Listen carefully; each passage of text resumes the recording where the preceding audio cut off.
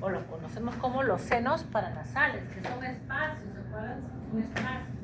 En el caso del equino, era importante. ¿Por qué era importante? ¿Cuál era más importante, el frontal o el maxilar? El maxilar, ¿por qué? Porque estaba en relación con las últimas tres molares superiores, por eso era importante, ¿sí? Miren, hay una conexión, dijimos, desde el seno frontal al seno maxilar, y ambos tienen conexión ¿con quién? Con la cavidad nasal, por eso que el líquido sale por los hollares y al momento de caer, pues lógicamente el animal va a limpiarse, ¿no? Entonces ahí vemos que sí, que estos procedimientos de trepanación y de invasión hacia estos espacios entre comillas inertes, porque son espacios que le van a servir al individuo para minorar el peso, y como una caja de resonancia, o sea, no son tan activos, están ahí por un propósito, pero son entre comillas inertes. ¿Sirve para qué? La trepanación sirve para qué? Para el drenaje, ¿no? ¿Drenaje por qué? Porque en los procesos de sinusitis, en las cuales pueden haber inflamación, secreción purulenta de la cavidad nasal, esto puede llegar a estos espacios, produciéndose la sinusitis. ¿Qué es la sinusitis? La inflamación ¿de qué? De los senos paranasales. Y aquí hay otro que acabo de encontrar. Ver de nuevo. Este es otro, miren. Ahí sí debe hablar. No, acá está casi incipiente.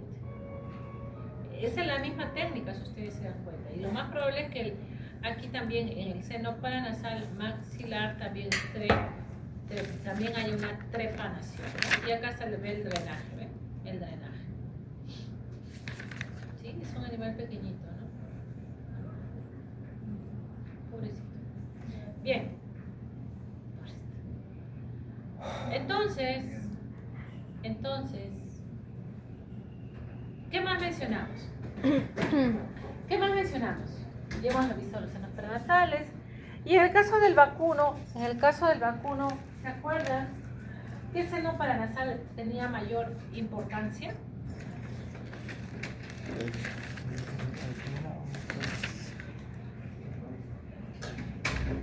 ¿Ah?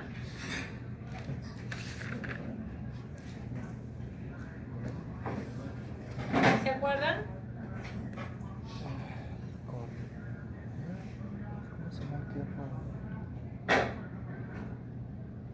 ¿Se acuerdan?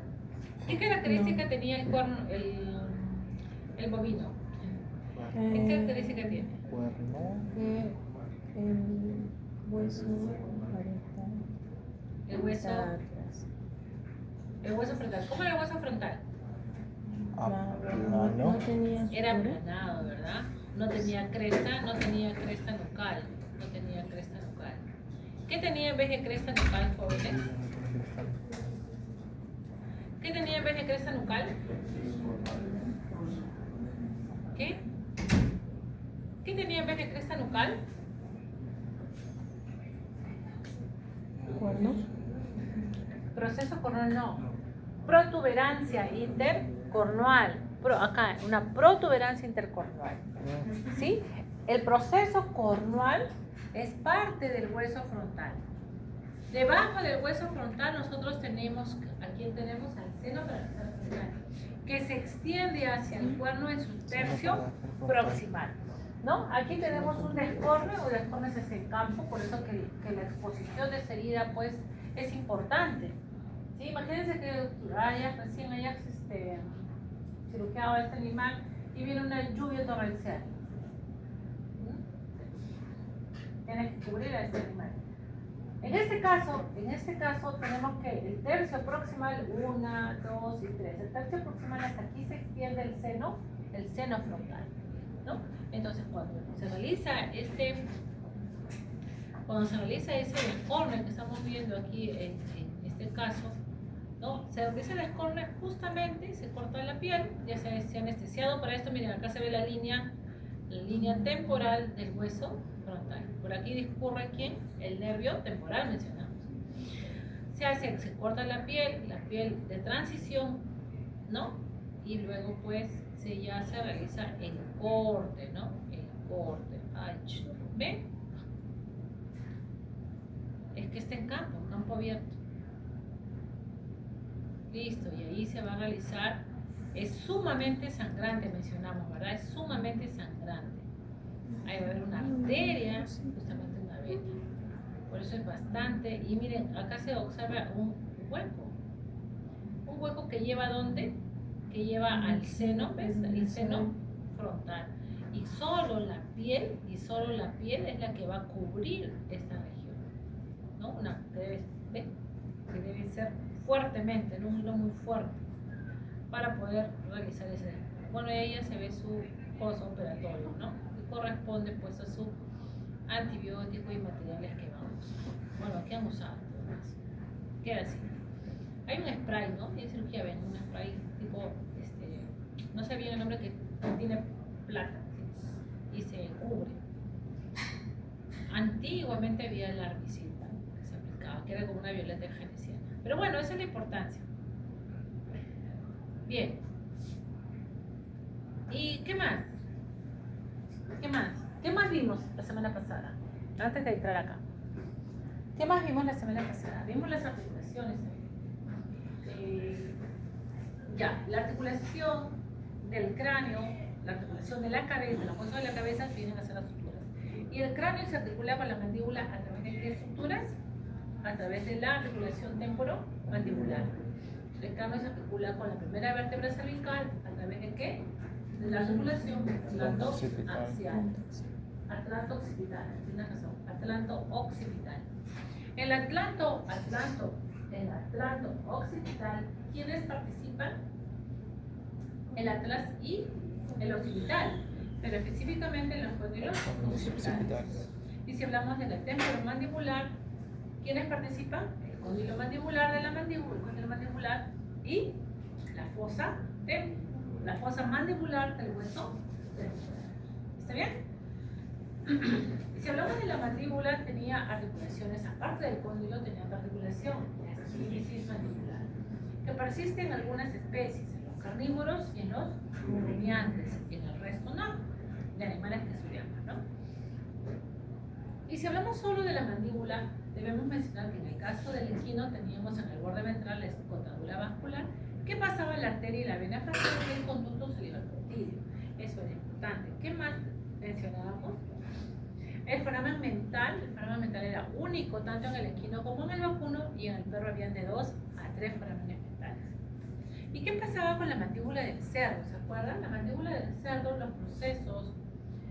el proceso coronoideo y el proceso condilar eran casi de la misma altura, ¿verdad? Eran casi de la misma altura, ¿sí? Esa es una característica específica de esta especie. ¿Qué más? Ya, eso es en cuanto al la mandíbula. Regresando al cráneo y regresando al bovino, dijimos que el hueso frontal era inmenso, tenía una protuberancia y tenía el proceso cornual y la protuberancia intercornual. Pero ¿qué pasaba, jóvenes, con el hueso incisivo?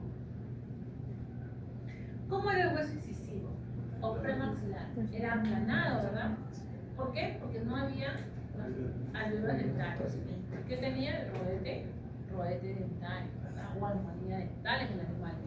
¿Ya? No había presencia de incisivos superiores en el caso del vacuno, ¿no? En el caso del vacuno. Así como hay una cresta facial en el equino, en el vacuno había un tubérculo facial, ¿sí? Un tubérculo facial. Eso es lo más característico, ¿no? Un pequeño resumen para lo que nosotros ya hemos visto. De resumen, tenemos también la articulación atlanto-axial y atlanto-occipital. La articulación atlanto-occipital permite el movimiento de flexión y extensión, y la articulación atlanto-axial, el movimiento de rotación. ¿Está bien? También mencionamos que las vértebras cervicales son 7 en todos los mamíferos.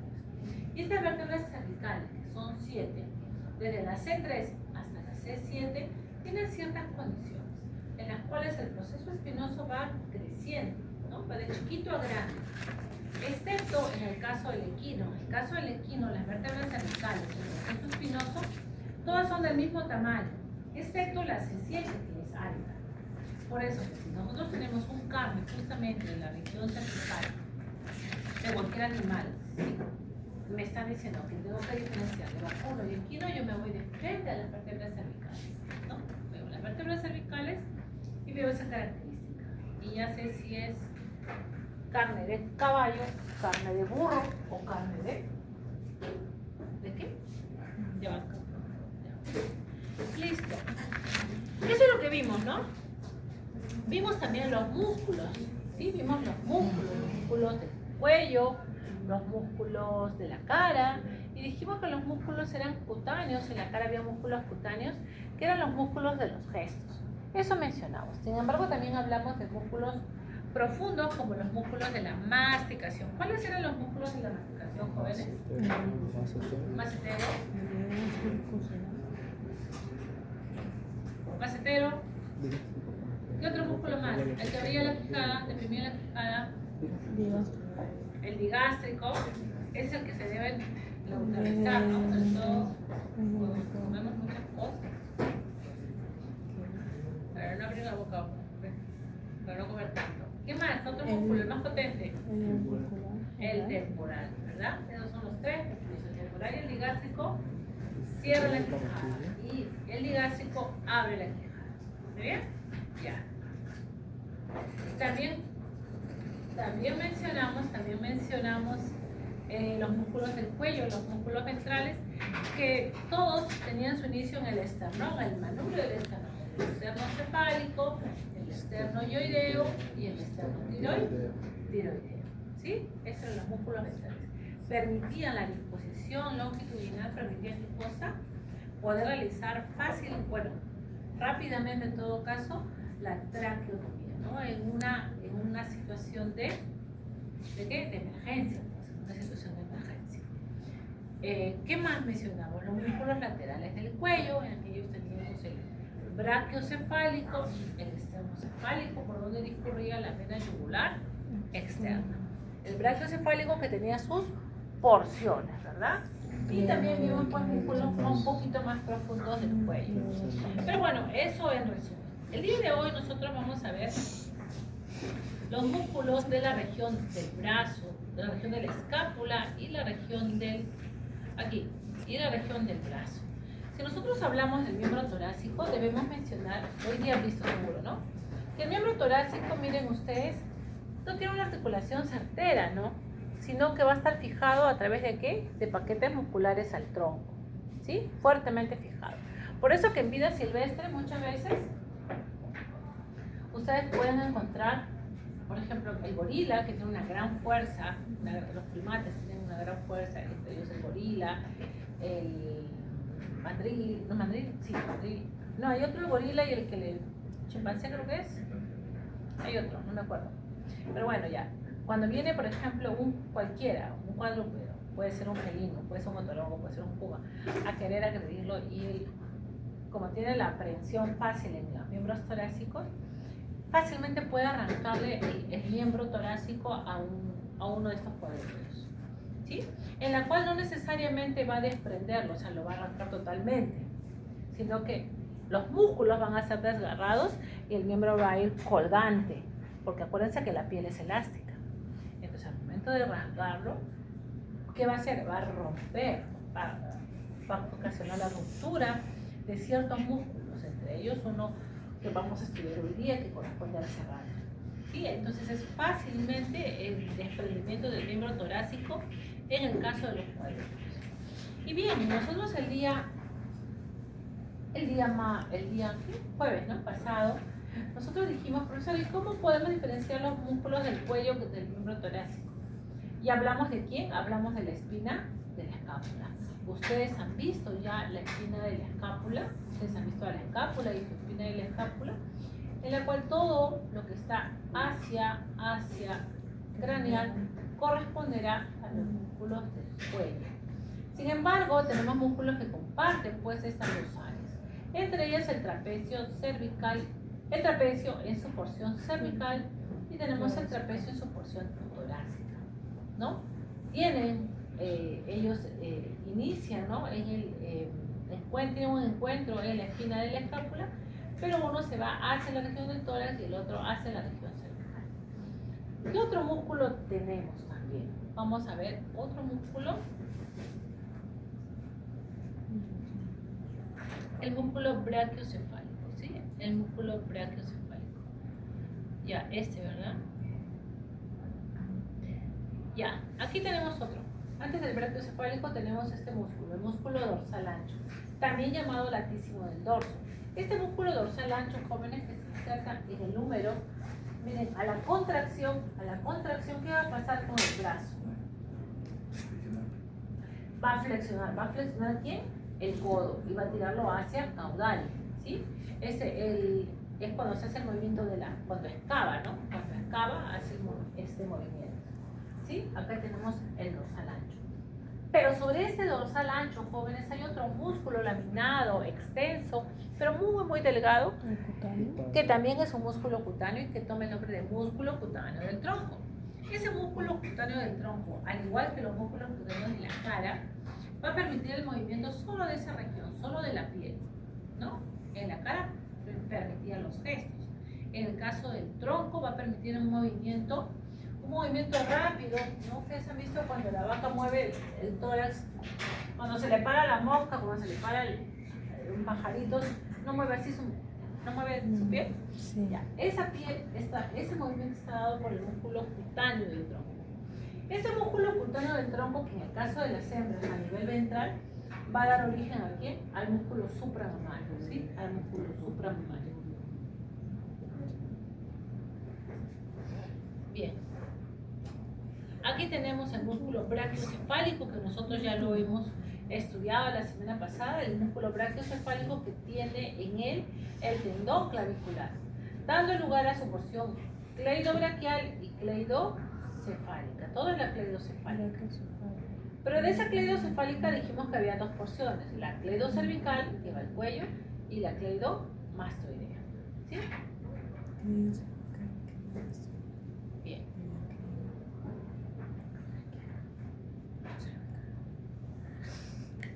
La cleidocervical y la cleidomastoidea.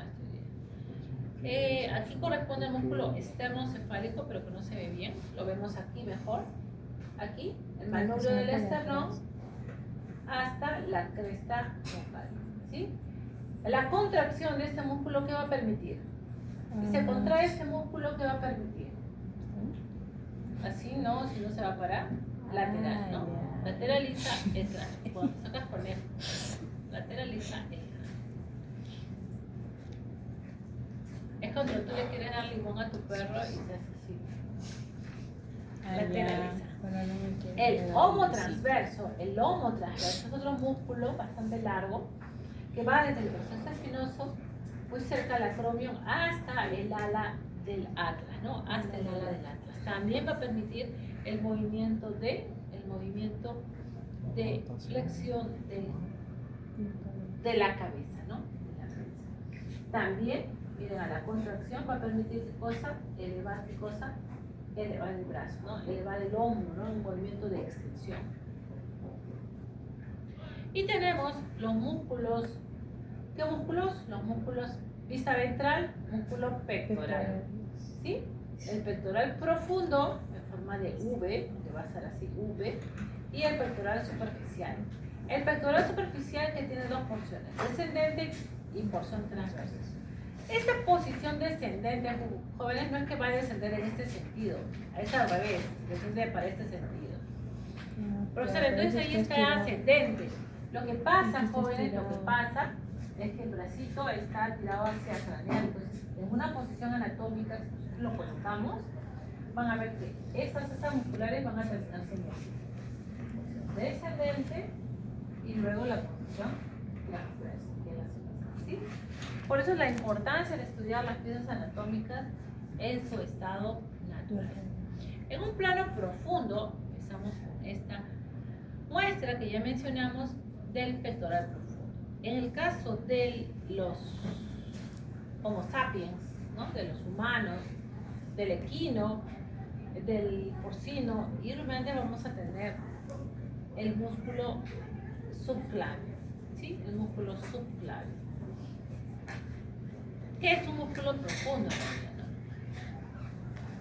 Es un músculo profundo. Tenemos los músculos romboides, miren ustedes. Acá tenemos el músculo romboides en su porción cervical y en su porción cefálica. También tenemos el romboides en su porción torácica.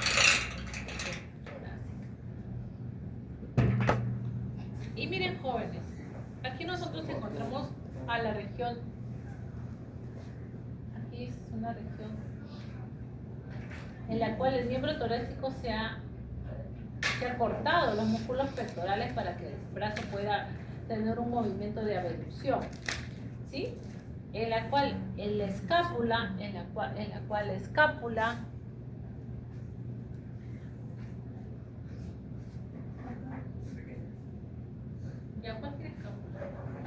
Iba a buscar la escápula de un perro, pero da igual.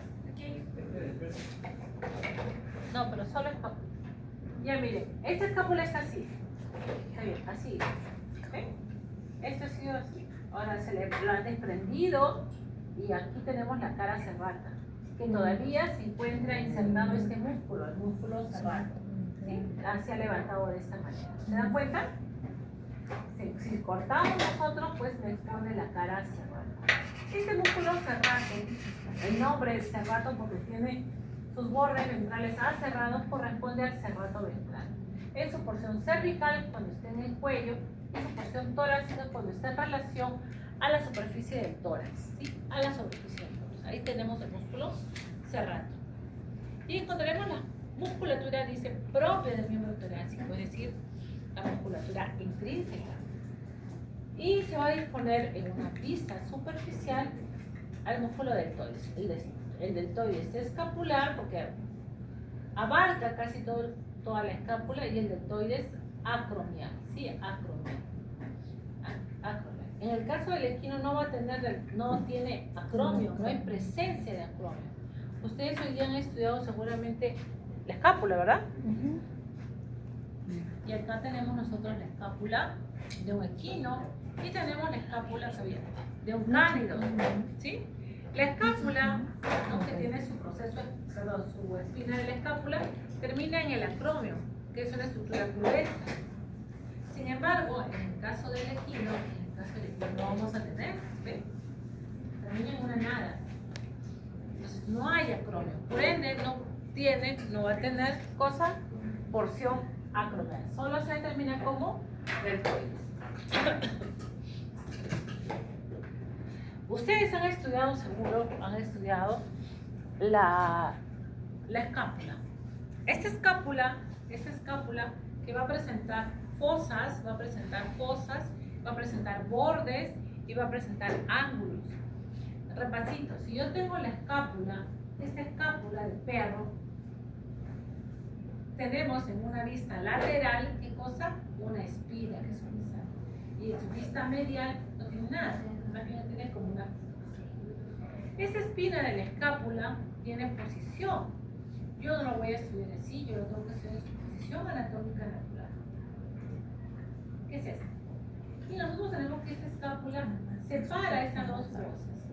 Esta fosa que queda por encima de la espina corresponderá a la fosa supraespinosa. Y la que queda por debajo será la fosa infraespinosa. ¿Sí? Bien. Tenemos un cuello escapular, ¿verdad? Un cuello escapular. Y miren, jóvenes, va a tener bordes.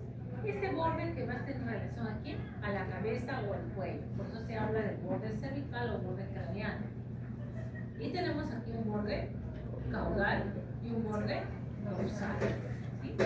Asimismo presentará ángulos. El ángulo dorsal o vertebral y el ángulo caudal. Y todo este ángulo corresponde al ángulo ventral o ángulo articular. Porque es aquí donde se va a articular con quién? Con el ángulo. La cara articular corresponde a la cavidad glenoidea, ¿sí? A la cavidad glenoidea. En una vista medial vamos a tener cerca al borde dorsal la cara serrata hueso, donde se va a insertar el músculo cervatoventral que hemos visto hace un momento. Y ustedes pasan su manito y van a ver que hay una fosa, la fosa subescapular. En esa fosa subescapular estará el músculo subescapular. En la fosa supraespinosa estará el músculo supraespinoso. Y en la fosa infraespinosa estará el músculo infraespinoso. Este músculo infraespinoso es importante porque su tendón de inserción se va a insertar en la cara lateral del húmero, específicamente en la cara lateral del tubérculo mayor del húmero. Yo tengo aquí la articulación escápulo-humeral y miren, en una vista lateral yo tengo aquí, aquí al tubérculo mayor. Entonces, tubérculo mayor también te lo dicen, ¿no? Eso te digo. Tubérculo mayor. Y en esta vista lateral encuentro que el ligamento de inserción de este modo y actúa como ligamento colateral, así, como ligamento colateral del hombro, ¿sí? Actúa como ligamento colateral del hombro. Y acá lo vemos, miren.